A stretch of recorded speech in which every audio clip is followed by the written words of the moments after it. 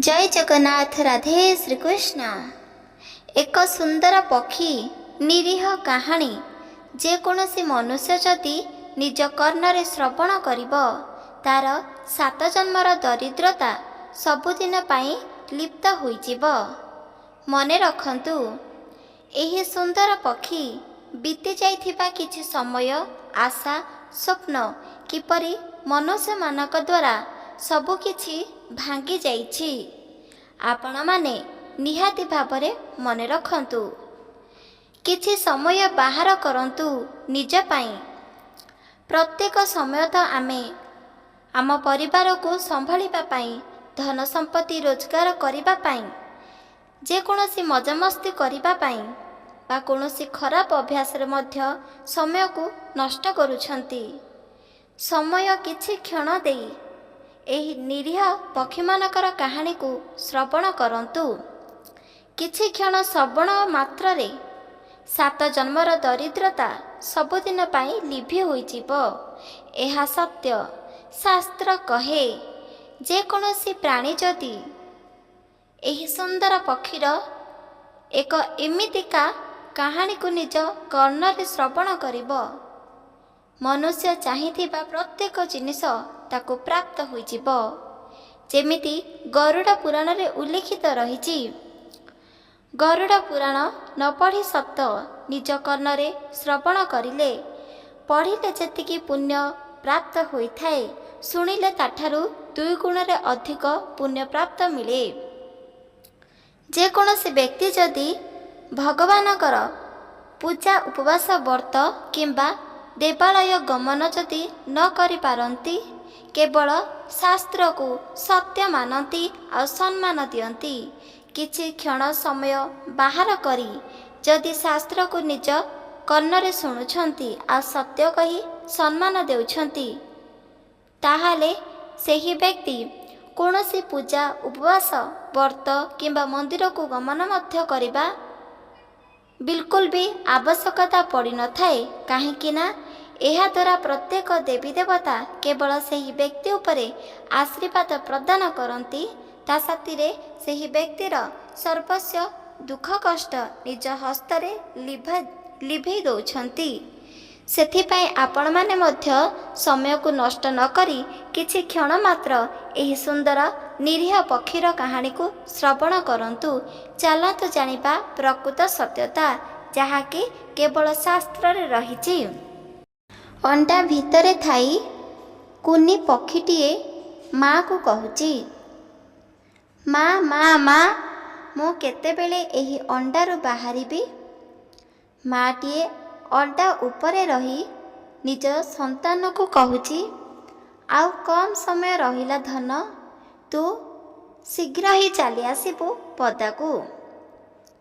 एक कथा सुनी अंडारे रहिथिबा सेही कोमल शिशु बहुत खुशी होची, आउ कम समय रे सेही अंडारू पदाकू पड़ी आसिब, आउ ता निज नयन रे माँ को मध्य देखि पारिब।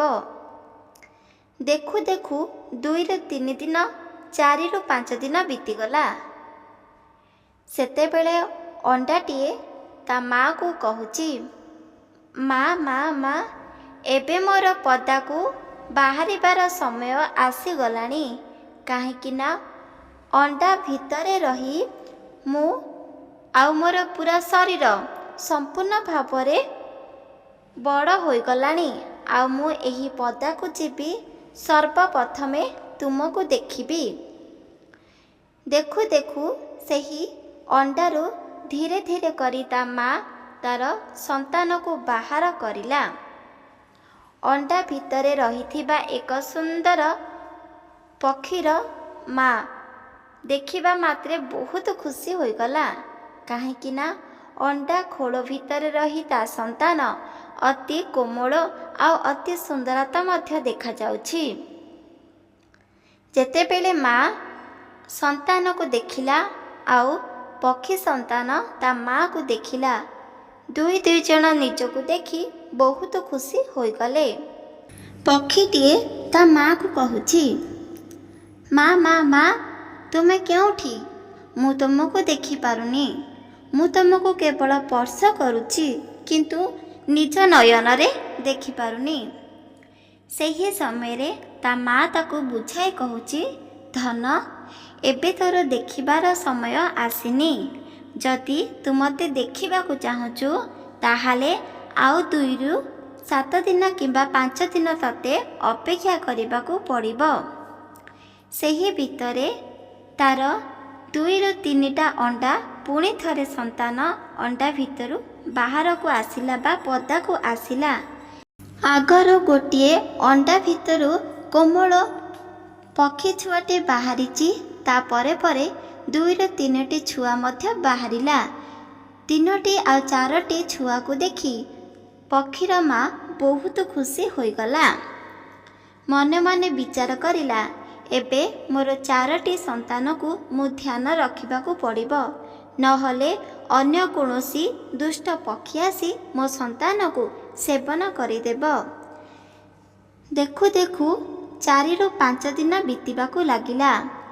ପକ୍ଷୀ ତାର ସନ୍ତାନକୁ ସମ୍ପୂର୍ଣ୍ଣ ଭାବରେ କଭର କରି ଯେକୌଣସି ଜାଗାକୁ ଚାଲି ଯାଉଥିଲା କିଛି ଖାଦ୍ୟ ଆଣିବା ପାଇଁ।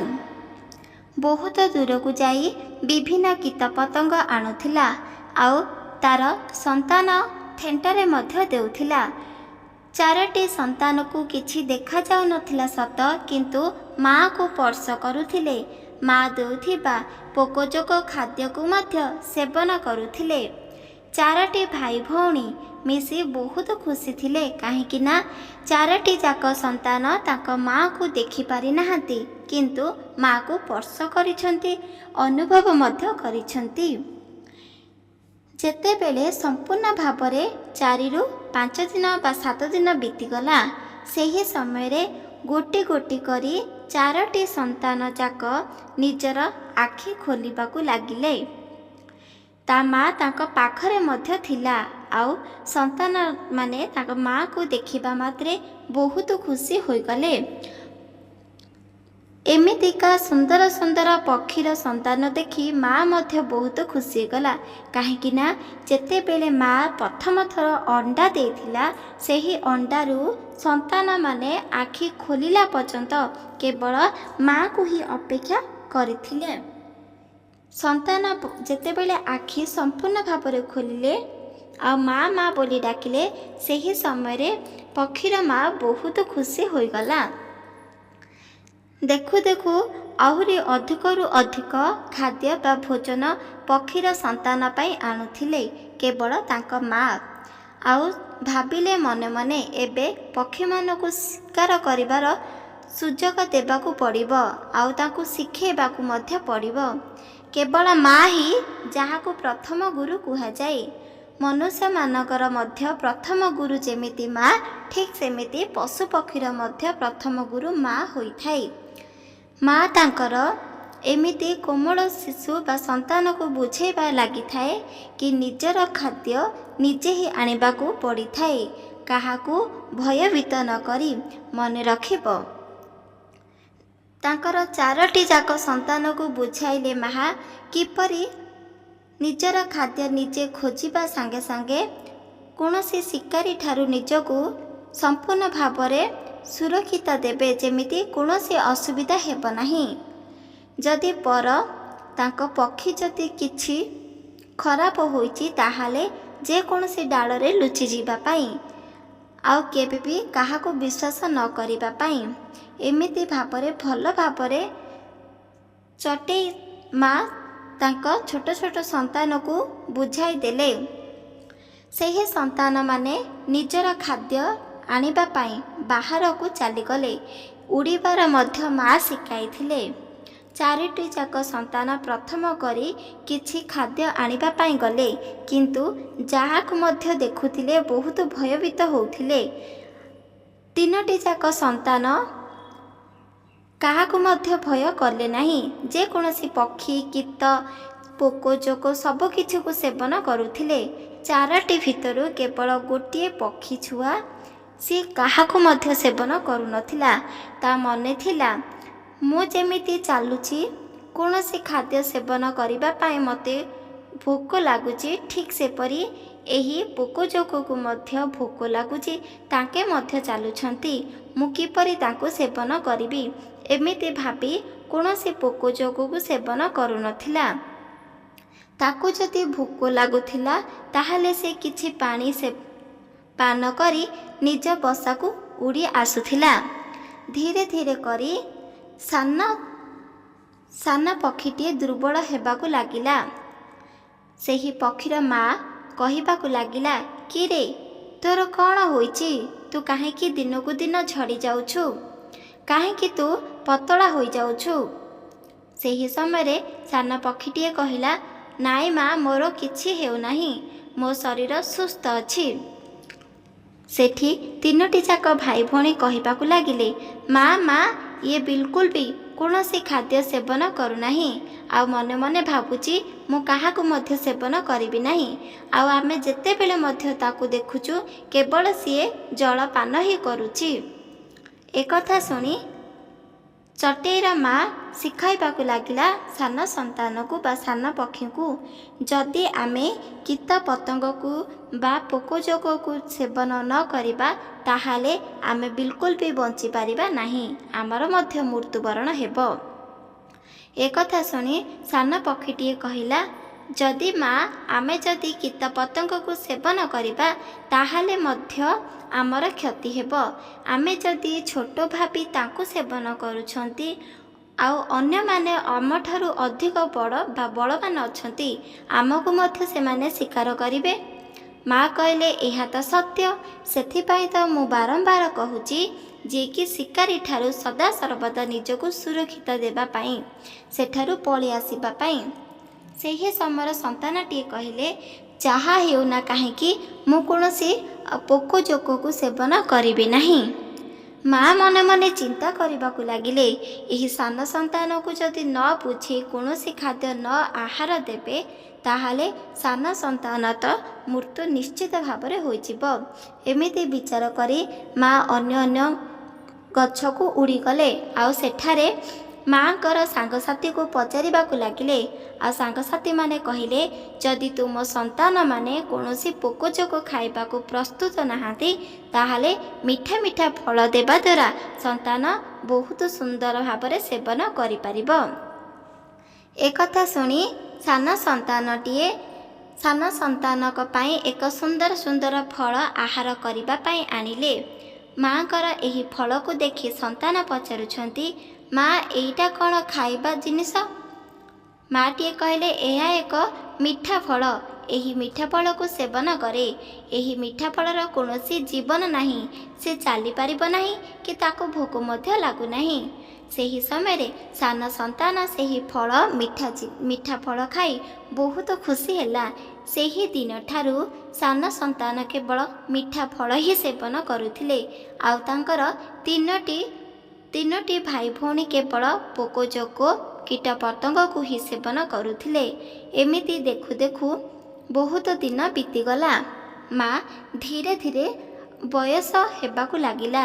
ଯେହେତୁ ପକ୍ଷୀର ବୟସ ହୋଇଗଲେ କୌଣସି ଜାଗାକୁ ଉଡ଼ି ପାରିବେ ନାହିଁ, ସେହି ସମୟରେ 3ରୁ 4ଟି ସନ୍ତାନ ବହୁତ ବଡ଼ ହୋଇସାରିଥିଲେ ଆଉ ତାଙ୍କେ ଶିକାର କରୁଥିଲେ, କିଛି ସେବନ କରୁଥିଲେ ଆଉ କିଛି ମଧ୍ୟ ସଞ୍ଚୟ କରୁଥିଲେ। 4ଟି ଯାକ ସନ୍ତାନ ମାଙ୍କ ପାଇଁ ପୋକ ଯୋଗ ଆଣିବାକୁ ବାହାରକୁ ଚାଲିଗଲେ। ସାନ ସନ୍ତାନ ତ କେବଳ ମିଠା ଫଳ ହିଁ ଆଣୁଥିଲେ। ଦେଖୁ ଦେଖୁ ବହୁତ ଦିନ ବିତିଗଲା। ଗୋଟିଏ ଦିନ ସେହି ଜଙ୍ଗଲ ଭିତରକୁ ଏକ ଶିକାରୀଟିଏ ଆସିଲା। ଶିକାରୀକୁ ଦେଖିବା ମାତ୍ରେ 3ଟି ଯାକ ପକ୍ଷୀ ଉଡ଼ି ଆସିଲେ ତାଙ୍କ ମା ପାଖକୁ, କିନ୍ତୁ ସାନ ପକ୍ଷୀ ଉଡ଼ିଲେ ନାହିଁ। କାହିଁକି ନା ମନେ ମନେ ବିଚାର କରିଲେ, ମୁଁ ଯଦି କୌଣସି ଜୀବକୁ ହତ୍ୟା କରି ସେବନ କରୁନାହିଁ, ମୋତେ ମଧ୍ୟ କେହି ହତ୍ୟା କରି ସେବନ କରିବେ ନାହିଁ। ଏମିତି ଭାବି ଗୋଟିଏ ଜାଗାରେ ହିଁ ବସି ରହିଲା। କିନ୍ତୁ ଶିକାରୀ ସାଙ୍ଗେ ସାଙ୍ଗେ ଯାଇ ସେହି ସାନ ପକ୍ଷୀକୁ ଧରି ନିଜ ଘରକୁ ଚାଲିଗଲା ଭୋଜନ ପ୍ରସ୍ତୁତ କରି ତାକୁ ସେବନ କରିବା ପାଇଁ। ଯେତେବେଳେ 3ଟି ସନ୍ତାନ ଆସି ମାଆକୁ କହିଲେ, ସେହି ସମୟରେ ମା ବହୁତ କ୍ରନ୍ଦନ କରିଲେ ଆଉ ମନେ ମନେ ବିଚାର କରିଲେ।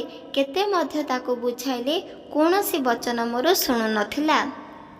शिकारीटीए पक्षी को नहीं तांको स्त्री को देला आ स्त्री को कहला यही पक्षी को जीवन हत्या करे आ मो पाई एक स्वादिष्ट व्यंजन प्रस्तुत करे जहाँ को मु भोजन करी। तांको स्त्री प्रत्येक पशु पक्षी को निज हाथ में जीवन हत्या करुथिले आउ खाद्य प्रस्तुत करथिले। तांको स्वामी सत्र स्त्री मध्य सेवन करुथिले। जेतेबेले एही पक्षी को हत्या करिबा लागी गोटे बहुत बड़ गरम पानी धरी आसिले। गोटे बहुत बड़ आकार रे गरम पानी देखिबा मात्रे पक्षीटीए जानिगला जे एबे मोर मृत्यु सुनिश्चित, मु मृत्युवरण करिबी। काहेकि ना माँ कहिछंती जेमिति शिकारी धरिबा मात्रे मृत्युवरण दंड देइथाए आउ रंधन प्रस्तुत करी सेवन मध्य करे। सेही समय रे सेही सान पक्षीटीए माँ ताकू बड़ करबा संगे संगे शिक्षा देखाइबा संगे संगे भगवानकर कथा मध्य कहिछंती। जेमिति एही सुंदर पृथ्वी रे कीट पतंग विभिन्न पशु मनुष्य समस्त को सृष्टि करने संगे संगे आम पक्षी मानक मध्य सृष्टि करिछंती। आउ एही पक्षी माने प्रत्येक मनुष्य को किछि ना किछि शिक्षा देखाउछंती। एक कथा सुनी पिलाटीर मने रहिथिला आउ सेही समय रे भगवान श्री कृष्णकर नाम को बारंबार नौथिला, जय श्री हरि जय श्री हरि जय जय श्री हरि।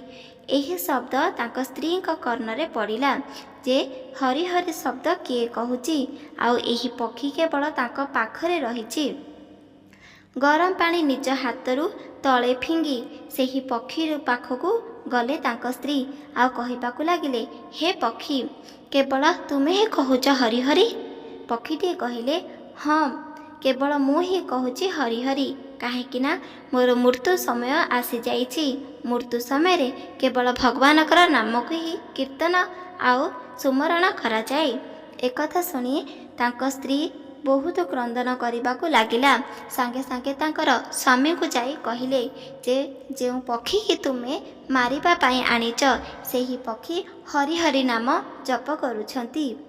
शिकारीटीए एही कथा को विश्वास न करी सांगे सांगे तांको साथी रे पक्षी पाखक आसिले। ठीक सेमिति पक्षी हरि हरि नाम जप करुथिले। शिकारीटीए दुई हस्त को जोड़ी कहले, हे पक्षी तुमे कौनसी जीव थिबा पक्षी नुह, बरम तमे होच स्वयं ईश्वर। तुम शरीर रे केवल भगवान ही वास करिछंती। एकथा सुनी पक्षीटी कहले, मो तुम परी साधारण मनुष्य, साधारण जीवनटीए। तुमे जेमिति गोटे मनुष्य ठीक सेमिति मु गोटे पक्षी। तुमको जेमिति भोक लगुची शोष लगुची शयन करने को इच्छित होउची प्रत्येक कार्य करुछ, ठीक सेमिति आमे मध्य प्रत्येक कार्य करुचु। तुम भितरे अधिकरु अधिक स्नेह भल पाइबा ममता नाही, किंतु आम भितरे प्रत्येक स्नेह ममता भल पाइबा अछि। तुमे जदि मर्ते एही क्षणी मृत्यु दंड देव ता सांगरे मोर तीनोटी भाई भौणी माँ को मध्य मृत्यु दंड देव, काहेकि ना गर्त काली ताके आसी तुम पाखरे पहुँची जिबे। हरि हरि शब्द शुणी शिकारी आ तांको स्त्री तांको मृत्यु दंड देले नाही आ प्रणाम करिले आ कहिले कि हे पक्षीराज तुमे एठारु उड़ी जाओ तुमर सेही तीन भाई भौणी पाखकू आ तुम माँ पाखकू। एही कथा शुणी पक्षीटीए कहिले, मु जीवी सत किंतु तुमको किछि वर प्रदान करिबी। एक कथा शुणी शिकारी आश्चर्य होइगला जे प्रकृतरे पक्षी हेले कौन वरदान प्रदान करि परिबो। सेही समय रे पक्षीटीए कहिले, मो माँ जेतेबेले मते एही दुनिया विषय कहूथिले सेही समय रे आम भितरे थिबा धैर्यपण शक्तिरपण मध्य शिखाइथिले। आउ एही शक्ति प्रत्येक मनुष्य प्रत्येक जीव थिबा प्राणी देहरे मध्य रहिछि, किंतु केही भी मध्य निज हृदय थिबा शक्ति को चिन्हि पारि नाहांती, सेथिपाई तो कष्ट दुख पाउछंती। एकथा शुणी शिकारीटीए कहले, प्रणाम करी कहिबाकू लागिले, हे प्रभु आपण मते आपणक इच्छुत आपणक खुशी अनुଯାयी जहाँ भी किछि वर प्रदान करि परिबे। ପକ୍ଷୀଟିଏ ଶିକାରୀଟିକୁ ଦେଖି କହିଲେ, ତୁମେ ଯାହା ବି କିଛି ପାପ କର୍ମ କରିଥିବ 7 ଜନ୍ମର ଦରିଦ୍ରପଣ ପାପପଣ ସବୁକିଛି କ୍ଷୟ ହୋଇଯିବ। ଏ ଜନ୍ମରେ ତୁମେ ଏକ ରାଜାର ପରି ଜୀବନ ବିତିଯିବ। ତୁମ ଘରେ ଧନ ସମ୍ପତ୍ତି ଭରିପୂର୍ଣ୍ଣ ରହିପାରିବ। କିନ୍ତୁ ମୋର 3ଟି କଥା ସଦାସର୍ବଦା ମନେ ରଖିବ। ଏହି 3ଟି କଥା ଯଦି ନ ପାଳନ କରିବ ତାହେଲେ ତୁମେ ସଦାସର୍ବଦା ଦରିଦ୍ରତା ରୋଗଗ୍ରସ୍ତ ହୋଇ ଜୀବନ ନଷ୍ଟ ହେବ। ତା ସାଥିରେ ତୁମକୁ ମଧ୍ୟ ତୁମର ସନ୍ତାନ ଆଦୌ ଭଲ ପାଇବେ ନାହିଁ, ସ୍ନେହ ଶ୍ରଦ୍ଧା କରିବେ ନାହିଁ। ଏକଥା ଶୁଣି ଶିକାରୀ ଆଉ ତାଙ୍କ ସ୍ତ୍ରୀ ତାଙ୍କ କଥାରେ ରାଜି ହୋଇଗଲେ। ଆଉ ପକ୍ଷୀଟିଏ ତାକେ 3ଟି ବଚନ କହିବା ଆରମ୍ଭ କରିଲେ। ଯେତେ ପର୍ଯ୍ୟନ୍ତ ଜୀବିତ ରହିଥିବ ସେ ପର୍ଯ୍ୟନ୍ତ କାହାର ମଧ୍ୟ ଜୀବନ ହତ୍ୟା କରିବ ନାହିଁ, କାହାକୁ ରନ୍ଧନ କରି ସେବନ କରିବେ ନାହିଁ। ଦ୍ୱିତୀୟ ଜିନିଷ, ମନୁଷ୍ୟ ହେତୁ ଭଗବାନଙ୍କୁ ପୂଜା ଆରାଧନା କରିବ। ପଶୁ ପକ୍ଷୀ କୀଟ ପତଙ୍ଗ ସମସ୍ତଙ୍କୁ ମାନିବ ଆଉ ସମସ୍ତଙ୍କୁ ସାହାଯ୍ୟ ମଧ୍ୟ କରିବ। ତୃତୀୟ ଜିନିଷ, ନିଜ ଘରେ ପରିବାରରେ ସଦସ୍ୟକୁ ପ୍ରତ୍ୟେକ ସଦସ୍ୟକୁ ନିଜ ହୃଦୟର ସହିତ ଭଲ ପାଇବ ଦେବ ଆଉ ସ୍ନେହ ଶ୍ରଦ୍ଧା ଭଲ ପାଇବା ମଧ୍ୟ କରିବ। କାହାକୁ ହିଂସା ଗର୍ବ ମୋହ ଅହଙ୍କାର ମଧ୍ୟ କରିବ ନାହିଁ। ଏକଥା ଶୁଣି ଶିକାରୀ ଆଉ ତାଙ୍କ ସ୍ତ୍ରୀ ବହୁତ ଖୁସି ହୋଇଗଲେ ଆଉ ସେଠାରୁ ଉଡ଼ି ଉଡ଼ି ସେହି ଛୋଟ ଚଢ଼େଇ ଚାଲିଗଲେ। ତାଙ୍କ ମା ପାଖକୁ ଯାଇ ପହଞ୍ଚିଗଲେ। ମା ଆଉ 3 ଭାଇ ଭଉଣୀ କ୍ରନ୍ଦନ କରୁଥିଲେ ଆଉ ପଚାରିବାକୁ ଲାଗୁଥିଲେ ଶିକାରୀ ରହୁଛି କେଉଁଠି ଆଉ ତାଙ୍କ ଘର କେଉଁଠି। ସେହି ସମୟରେ ଛୋଟ ଚଢ଼େଇଟିଏ ଯାଇ ପହଞ୍ଚିଗଲେ ତାଙ୍କ ମା ପାଖରେ। ମା ଭାଇ ଭଉଣୀ ଦେଖି ସାନ ଚଢ଼େଇକୁ ବହୁତ ଖୁସି ହୋଇଗଲେ ଆଉ ପାଖକୁ ଟାଣି ଧରିଲେ। ଛୋଟ ଚଢ଼େଇକୁ ଗେଲ କରିଲେ, ସ୍ନେହ ଦେଲେ, ଭଲ ମଧ୍ୟ ପାଇଲେ। ତାକୁ ଦେଖିବା ମାତ୍ରେ କ୍ରନ୍ଦନ କରିଲେ। ଛୋଟ ଚଢ଼େଇ 3 ଭାଇ ଭଉଣୀ ମାଆକୁ କହିବାକୁ ଲାଗିଲେ, ମା ମୁଁ ତ ଏବେ ଫେରି ଆସିଛି, ଆଉ ତମେ କାନ୍ଦନି। ଏକଥା ଶୁଣି ମା ଆଉ 3 ଭାଇ ଭଉଣୀ କହିବାକୁ ଲାଗିଲେ, ତୁମକୁ କିପରି ଏହି ଶିକାରୀ ଛାଡ଼ିଦେଲା। ଏକଥା ଶୁଣି ଯାହା ବି କିଛି ଘଟି ଯାଇଥିଲା ସବୁକିଛି ସେହି ଛୋଟ ଚଢ଼େଇଟିଏ ତା ମାଆକୁ 3 ଭାଇ ଭଉଣୀକୁ କହିଲେ। ଏହିସବୁ କଥା ଶୁଣି ମା ମଧ୍ୟ କହୁଛି, ମନୁଷ୍ୟମାନେ କେବେ ବି କୌଣସି ପାଳନ କରିବେ ନାହିଁ ଯେମିତି ତୁମେ କହି ଆସିଲ। ଯେତେଦିନ ପର୍ଯ୍ୟନ୍ତ ମନୁଷ୍ୟମାନେ ଅନ୍ୟ ପଶୁପକ୍ଷୀ କୀଟ ପତଙ୍ଗକୁ ସାହାଯ୍ୟ କରିବେ, କାହାକୁ ମଧ୍ୟ ସେବନ କରିବେ ନାହିଁ, ସମସ୍ତଙ୍କୁ ଭଲ ପାଇବେ, ଆଦର କରିବେ, ସ୍ନେହ କରିବେ, ହିଂସା ଗର୍ବ ମୋହ ଅହଙ୍କାର କରିବେ ନାହିଁ, ତାହେଲେ ଯାଇ ତାଙ୍କେ ଗୋଟିଏ ରାଜା ପରି ଜୀବନ ବିତାଇବେ। ଯେମିତି କୌଣସି ରୋଗ ସ୍ପର୍ଶ ହେବ ନାହିଁ, ଧନ ସମ୍ପତ୍ତି ପରିପୂର୍ଣ୍ଣ ରହିବ, ସୁଖ ଶାନ୍ତି ସମୃଦ୍ଧି ଧନ ସମ୍ପତ୍ତି ସବୁକିଛି ପ୍ରାପ୍ତ ହେବ। ଠିକ୍ ଏପରି କୌଣସି ମନୁଷ୍ୟ ମଧ୍ୟ ଇଚ୍ଛିତ କରିବ ନାହିଁ। ମନୁଷ୍ୟମାନେ ନିଜ ନିଜ ଭିତରେ ଗର୍ବ ଅହଙ୍କାର କରିବେ, ଅନ୍ୟକୁ ଦେଖିଲା ମାତ୍ରେ ହିଂସା ମଧ୍ୟ କରିବେ, ପଶୁପକ୍ଷୀ ସମସ୍ତଙ୍କୁ ସେବନ ମଧ୍ୟ କରିବେ, କେବେ ବି ତୁମ କଥାକୁ ପାଳନ କରିବେ ନାହିଁ। ଠିକ୍ ସେମିତି ମନୁଷ୍ୟମାନେ ଭୋଗିବେ ଆଉ ତାଙ୍କେ କରିଥିବା କର୍ମଫଳ ଅନୁଷ୍ଠାନରେ ଦଣ୍ଡ ମଧ୍ୟ ପାଇବେ। ଏକଥା ଶୁଣି ପକ୍ଷୀଟିଏ ମଧ୍ୟ ମନ ଦୁଃଖ କରିଲେ। ଯେମିତି ମା ମଧ୍ୟ ବୁଝାଇଲେ, ବୁଝିଗଲେ ମଧ୍ୟ। ଏହି ପକ୍ଷୀ ଭିତରୁ ଆପଣମାନେ ଶିଖନ୍ତୁ, ଏହି ତଥ୍ୟ କେବଳ ପକ୍ଷୀମାନେ କହିନଥାନ୍ତି, ଏକଥା ଶାସ୍ତ୍ରରେ ମଧ୍ୟ ଉଲ୍ଲେଖିତ ରହିଛି। ଆପଣମାନେ ଜାଣିଥିବେ, ଯେତେବେଳେ ସାଧୁ କୌଣସି ହିଂସା ଗର୍ବ ମୋହ ଅହଙ୍କାର କରନ୍ତି ନାହିଁ, ସମସ୍ତଙ୍କୁ ସମାନ ଦେଖନ୍ତି, ନିଜ ହୃଦୟର ସହିତ ସ୍ନେହ କରନ୍ତି ଆଉ ସମସ୍ତଙ୍କୁ ସାହାଯ୍ୟ ମଧ୍ୟ କରିଥାନ୍ତି, ସାଧୁ ପାଖରେ ପ୍ରତ୍ୟେକ ରାଜା ପରି ଜୀବନଠାରୁ ଅଧିକ ମୂଲ୍ୟବାନ ଜୀବନର ବିତାଉଛନ୍ତି। ଯେମିତି ସ୍ୱୟଂ ଈଶ୍ୱରକୁ ନିଜ ନୟନରେ ଦେଖନ୍ତି, ସତ୍ୟ ହୋଇଥାଏ। ଏକଥା ବିଲକୁଲ ବି ମିଥ୍ୟା ନୁହଁ, ଶାସ୍ତ୍ରରେ ଉଲ୍ଲେଖିତ ରହିଛି। ସେଥିପାଇଁ ଚଟେଇର ବଚନକୁ ଆପଣମାନେ ମନେ ରଖନ୍ତୁ। ହିଂସା ଗର୍ବ ମୋହ ଅହଙ୍କାର ବିଲକୁଲ ମଧ୍ୟ କରନ୍ତୁ ନାହିଁ। ସେହି ପକ୍ଷୀ ପରି ଆପଣମାନେ ଜାଣି ରଖ, କେବେ ବି କୌଣସି ପକ୍ଷୀକୁ ସେବନ କରନ୍ତୁ ନାହିଁ, ସମସ୍ତଙ୍କୁ ସାହାଯ୍ୟ କରନ୍ତୁ, ଭଗବାନଙ୍କୁ ମାନନ୍ତୁ, ସମସ୍ତଙ୍କୁ ସ୍ନେହ ଶ୍ରଦ୍ଧା ଭଲ ପାଇବା ଆଦର ଏପରି ଆପଣ ବଣ୍ଟନ କରନ୍ତୁ। ଦେଖିବେ ଜୀବନ ଆପଣଙ୍କର ଧନ୍ୟ ହୋଇଯିବ। ଯାହା ଚାହିଁବେ ଆପଣ ତାହା ପ୍ରାପ୍ତ କରିପାରିବେ। ଭଗବାନ ଶ୍ରୀକୃଷ୍ଣ ଆପଣଙ୍କ ଉପରେ ସଦାସର୍ବଦା ଆଶୀର୍ବାଦ ମଧ୍ୟ ରଖିବେ। ଏ କଥା ସତ୍ୟ ଅଟେ। ଶାସ୍ତ୍ର ତଥ୍ୟ ଯଦି ଆପଣମାନଙ୍କୁ ଭଲ ଲାଗିଛି, ଏହି ନିରୀହ ଚଟେଇମାନଙ୍କର ଏହି ସୁନ୍ଦର କାହାଣୀ ଯଦି ଭଲ ଲାଗିଛି, ଚ୍ୟାନେଲକୁ ସବସ୍କ୍ରାଇବ୍ କରିଦିଅନ୍ତୁ, ଲାଇକ୍ କରିଦିଅନ୍ତୁ, କମେଣ୍ଟରେ ଜୟ ଶ୍ରୀକୃଷ୍ଣ ଲେଖିଦିଅନ୍ତୁ। ରହୁଛି। ଜୟ ଜଗନ୍ନାଥ, ଜୟ ମା ଲକ୍ଷ୍ମୀ, ଜୟ ଶ୍ରୀକୃଷ୍ଣ। ରାଧେ ରାଧେ ରାଧେ ରାଧେ ଶ୍ରୀକୃଷ୍ଣ।